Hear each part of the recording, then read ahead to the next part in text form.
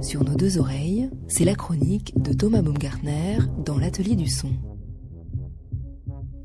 On parlait il y a quelque temps dans cette émission d'un livre où le compositeur John Cage était interrogé sur son amitié avec Marcel Duchamp, un petit livre intitulé « Rire et se taire » aux éditions Aléa. « Rire et se taire », ce titre était une manière de parler à la fois de l'entretien avec Cage, au cours duquel il rit souvent, et de sa propre relation avec Duchamp, dont on comprend qu'elle se passait beaucoup dans le silence, dans le sous-entendu. On comprend que Cage absorbait la présence de Duchamp, qu'il observait beaucoup.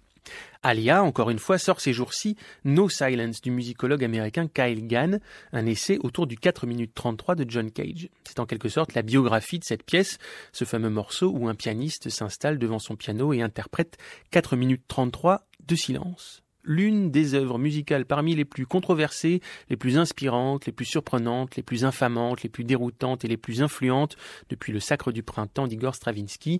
Je cite Kyle Gann, traduit par Jérôme Orsoni. 4 minutes 33 de silence, ou plutôt de non-silence, car le vide est rempli de tous les sons autour, ne serait-ce que notre propre respiration. Les sons de notre environnement constituent une musique plus intéressante que la musique que les gens entendraient s'ils allaient dans une salle de concert, disait John Cage.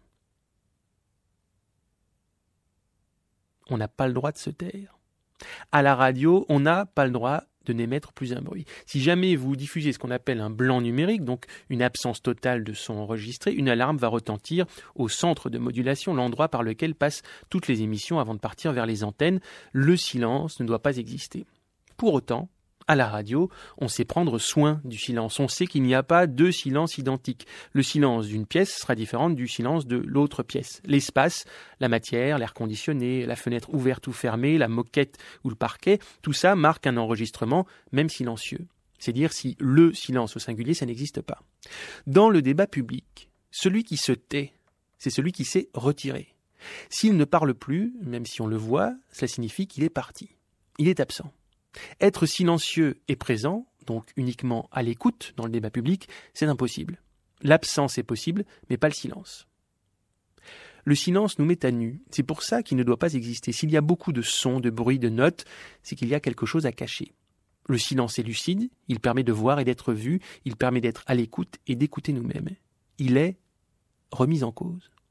Dans ce livre, No Silence, on nous dit que 4 minutes 33 ne vient pas de nulle part. Il n'aurait pas existé sans Dada, sans Erik Satie, écrit Kyle Gann, mais selon lui, c'est aussi une forme de nouveau départ.